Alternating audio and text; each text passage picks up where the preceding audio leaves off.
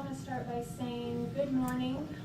I'm standing here to express my concerns with HB 325 and all the changes that are going to be happening. I know that there's a lot going on under the offices of DWS, and we have a few concerns that we'd like to state today. We don't want to have there be any procrastination with any sort of services provided and programs offered. Representatives Thurston and I spoke last week about the concerns that I had with the department and the law, and he was wonderful to speak with, and he was able to give me a lot of feedback, and I was able to have a good conversation with him.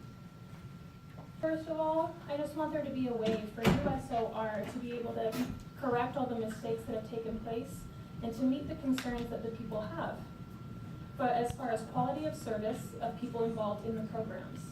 Every version that we've seen, missing from that is the administrator who will oversee specifically the programs, and I'm speaking specifically for the services for deaf and hard of hearing, who will advocate for them at a government level, who will make sure that there's follow through on promises that are made.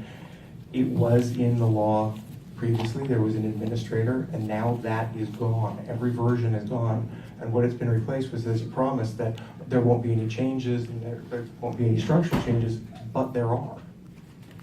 There are structural changes. It's eliminating that level of protection and oversight and basically bumping it up to someone, the director, executive director, or the director of USOR, who will have neither the time, the knowledge, or the inclination to focus specifically on the day-to-day needs of the persons who these programs serve.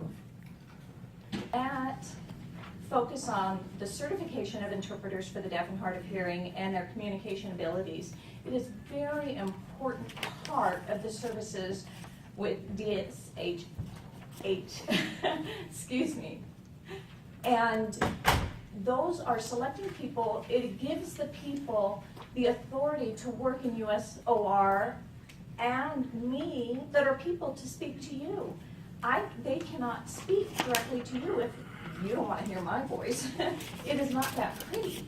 But the point is USOR and DWS know nothing about the needs of the community for the deaf and hard of hearing.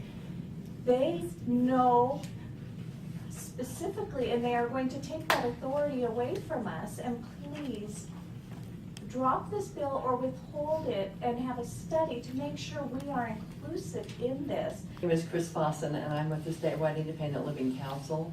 Independent Living contracts with the State Office of Rehabilitation for their federal and state dollars. And that's one thing that I'm very concerned about is the integrity of the programs of independent living. They do not, the culture is